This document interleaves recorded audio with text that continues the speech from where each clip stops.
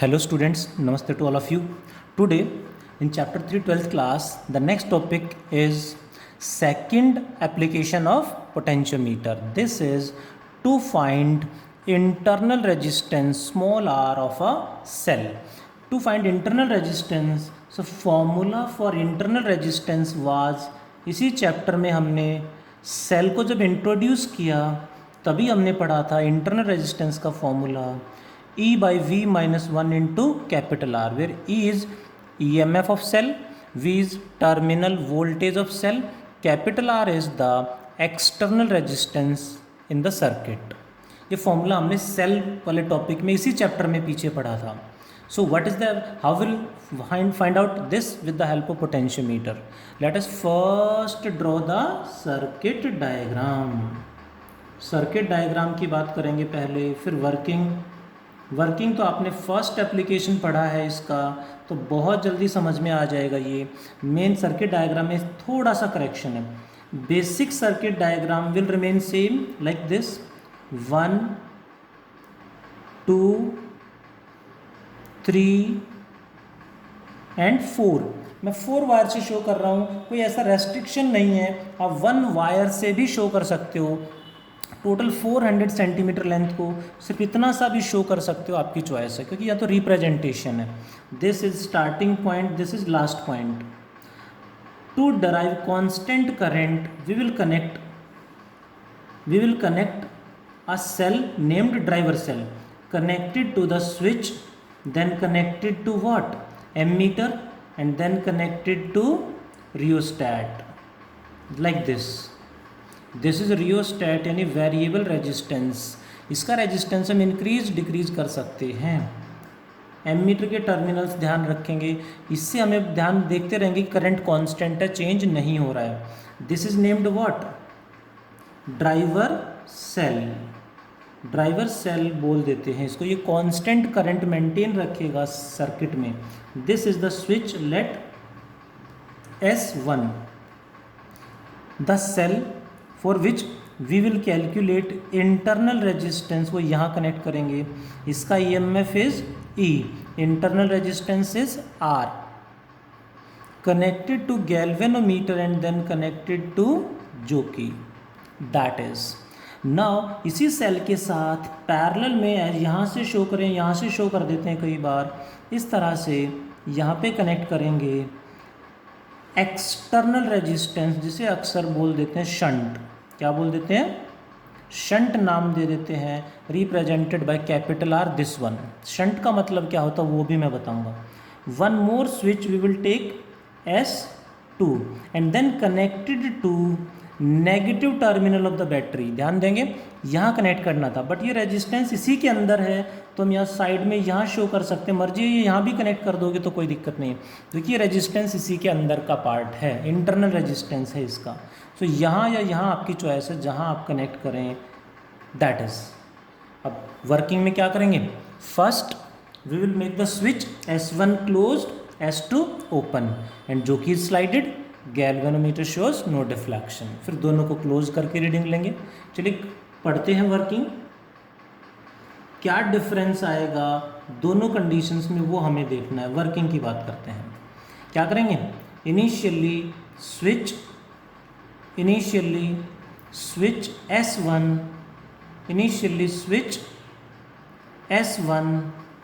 Is closed मतलब on कर देंगे, and switch S2 is open. S2 को ओपन रखेंगे यानी ऑफ रखेंगे, यानी क्लोज कर दिया मतलब ऑन, ये ऑफ है अभी ओपन है. And what will we do again, and jockey is slided over potentiometer wire gently, put over potentiometer wire very smoothly, gently. That is, and क्या होगा? सेम वही बैलेंसिंग लेंथ हमें चाहिए, null deflection, and galvanometer shows no deflection, null deflection no deflection, null deflection at a certain length, at a certain length. क्या नाम दे दें? let L1, L1 नाम दे देंगे इसको, मान लेते हैं L1. this L1 is what? this L1 is the balancing length. balancing length बोलेंगे इसे. balancing length for what? balancing length for EMF of cell, EMF of cell. क्योंकि ये स्विच तो ओपन है तो यहाँ से करंट जा नहीं रहा है. मान लेते हैं L1 पे बैलेंसिंग लेंथ आ रही है, जीरो डिफ्लेक्शन आ रहा है. इसका मतलब हुआ EMF of cell is again same जो फर्स्ट एप्लीकेशन में था, equals to potential difference across the length L1. यानी जितना इसका पोटेंशियल डिफरेंस होगा उतना ही इसका EMF होगा, तभी तो जीरो डिफ्लेक्शन आ रहा है. सेम वोल्टेज पे करंट फ्लो नहीं करेगा. So EMF E is equals to K into L1. Same वही concept. What is the potential difference of 1 centimetre length? K. Potential difference of 2 centimetre length 2K. 3 centimetre length 3K. L1 centimetre length L1 into K. That is. अब क्या करेंगे? Now ये तो close है, इसको भी close कर देंगे. नाउ बोथ स्विचेस, दोनों को क्लोज करके सेम प्रोसेस रिपीट करेंगे. Both switches S1 and S2 are closed का मतलब ऑन. ऑन लिखें या क्लोज कर दें मतलब वही है. And both are on and again jockey slided and जो की is slided over, jockey slided over potentiometer wire. And again the same. कहीं ना कहीं गैल्वेनोमीटर जीरो डिफ्लेक्शन शो करेगा and galvanometer shows no deflection. Galvanometer shows no deflection at a certain length, at a certain length. What is this certain length? Let L2. अब ये length L2 क्या है? This length L2 is the balancing length for the terminal voltage of the cell. इसके terminal voltage को balance कर रहा है ये. अब EMF को बैलेंस नहीं कर रहा है, ध्यान देंगे. So L2 is the balancing length for terminal voltage of cell. ये पॉइंट मेन समझने का था यहाँ पे. For terminal voltage of cell. Therefore terminal voltage of cell means V. Therefore terminal voltage, किसी को थोड़ा सा डाउट हो रहा है कि EMF और टर्मिनल वोल्टेज में क्या डिफरेंस है, एक बार सेल जो स्टार्टिंग में मैंने इंट्रोड्यूस किया था वो एक बार पढ़ लेंगे तो समझ में आ जाएगा. So terminal voltage of the cell is equals to potential difference across the length L2. ध्यान देंगे. एंड टर्मिनल वोल्टेज EMF से हमेशा कम होता है, इसीलिए जब इसको ऑन कर देंगे तो यहाँ इंटरनली करंट फ्लो करेगा. करंट फ्लो करेगा तो इसके अक्रॉस पोटेंशियल डिफरेंस आएगा I into small r. Voltage loss होगा तो इसका जो पोटेंशियल डिफरेंस होगा उसके वो कम होगा, वो कम आएगा EMF से, जिससे कि ये कम है तो बैलेंसिंग लेंथ भी कम आ जाएगी. यानी स्विच ऑन करने के बाद जो बैलेंसिंग लेंथ आएगी वो कम होगी, ये ध्यान रखना हमेशा. यानी L2 जो लेंथ आएगा वो कम आएगा. So what is potential difference across length L2? This is K into L2. Hope you understand कि जब स्विच ये ऑफ था तो यहाँ करंट नहीं था, दैट मीन्स जीरो डिफ्लेक्शन आया, EMF के लिए बैलेंसिंग लेंथ है. बट जैसे यहाँ से स्विच ऑन कर दिया, इधर से करंट यहाँ से जा रहा है, जब ये जीरो डिफ्लेक्शन शो करेगा तो इधर से कोई करंट नहीं जा रहा है, यहाँ करंट जीरो है. बट इसकी वजह से स्विच ऑन करने से इसके अंदर करंट फ्लो करेगा, ये जीरो डिफ्लेक्शन बट यहाँ करंट अंदर रहेगा, जिससे इसके अक्रॉस वोल्टेज लॉस होने से इसका पोटेंशियल डिफरेंस EMF से कम हो जाएगा. उसे बोलते हैं टर्मिनल वोल्टेज. कितना होता है? EMF minus voltage loss. ये हम सेल की में स्टार्टिंग में पढ़ा था। जिसको डाउट हो रहा है एक बार इस टॉपिक को रीड कर लेंगे, स्टार्टिंग वाला सेल का बिल्कुल स्टार्टिंग वाला टॉपिक रीड कर लेंगे तो आपको समझ में आ जाएगा ई और वी में क्या अंतर होता है। सो कितना आ गया, दिस इज KL2 आ गया। तो putting the value of E and V from second and third in equation first. Equation first becomes what is R? E by V. E की वैल्यू KL1 by V की value KL2 minus 1 into external resistance, ये हमने लिया होगा capital R, K and K cancelled, so internal resistance आ जाएगा L1 by L2 minus 1 into R। This is the formula. यानी lab में भी ये एक्सपेरिमेंट आपके सिलेबस में है। लैब में जाके जब परफॉर्म करेंगे तो वहाँ पे आपको इसको स्विच ऑफ करके बैलेंसिंग लेंथ ढूंढनी है, फिर ऑन करके बैलेंसिंग लेंथ आपको लेनी है, दोनों की रेशियो -1 इंटू कितना रेजिस्टेंस आपने यहाँ पे लिया है वो साथ में मल्टीप्लाई कर देंगे तो इस सेल का इंटरनल रेजिस्टेंस आ जाएगा। Hope you understand. नाउ इसमें पॉइंट मैंने यूज़ किया shunt. What is shunt?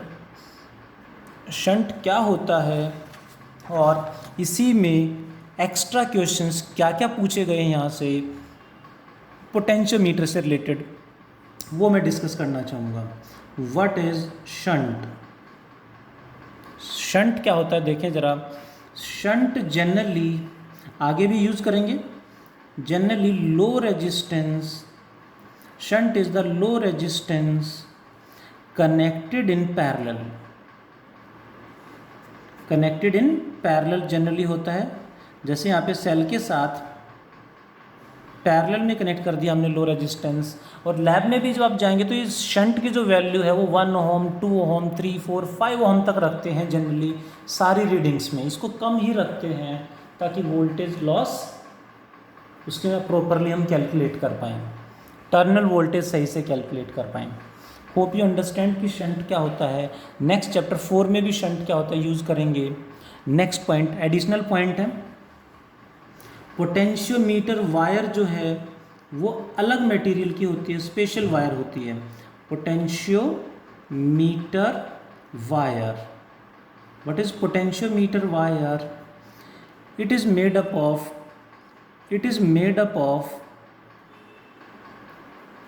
Alloys. It is made up of alloys. जैसे मीटर ब्रिज में था सेम वही यहाँ पे मटेरियल होता है। It is made up of alloys. Which alloys? Like constantan,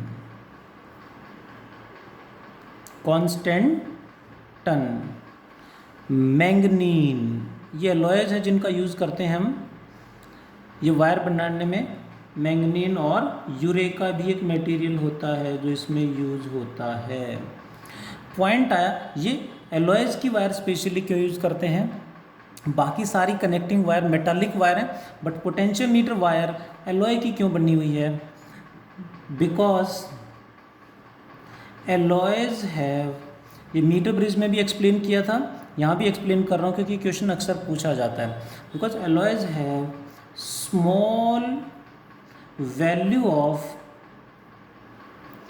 temperature coefficient of resistance. Temperature coefficient जिसे represent करते हैं अल्फा से।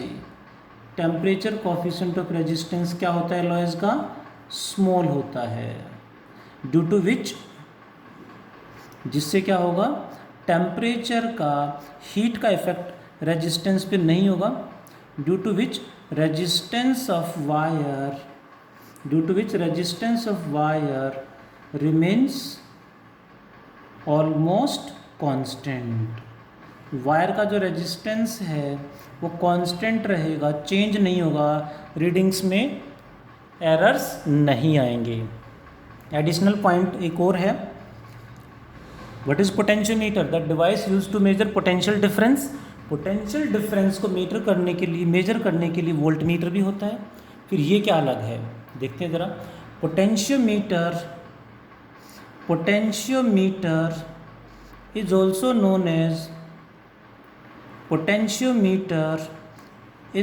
Known as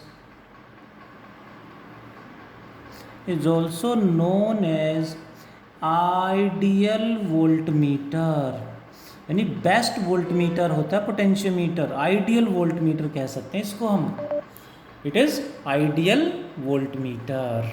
hope you understand about the points related to potentiometer. One more point, EMF of driver cell, ध्यान देंगे EMF of driver cell जो हमने use किया है, ध्यान होगा सर्किट में, EMF of driver cell should be greater, should be greater what, should be greater than, should be greater than EMF of other cells, EMF of other cells to obtain null point, यानी null point हमें तभी मिलेगा, to obtain null point, null point तभी मिलेगा जब ये condition satisfy होगी. यदि EMF of driver cell other cell के ईएमएफ से कम हो गया तो हमें नल पॉइंट कहीं भी पूरी वायर पे नहीं मिलेगा और हम रीडिंग नहीं ले पाएंगे, स्टडी नहीं कर पाएंगे. तो ध्यान रखेंगे ये सारे क्वेश्चंस एग्जाम में पूछे गए हैं कि 1-2 नंबर में.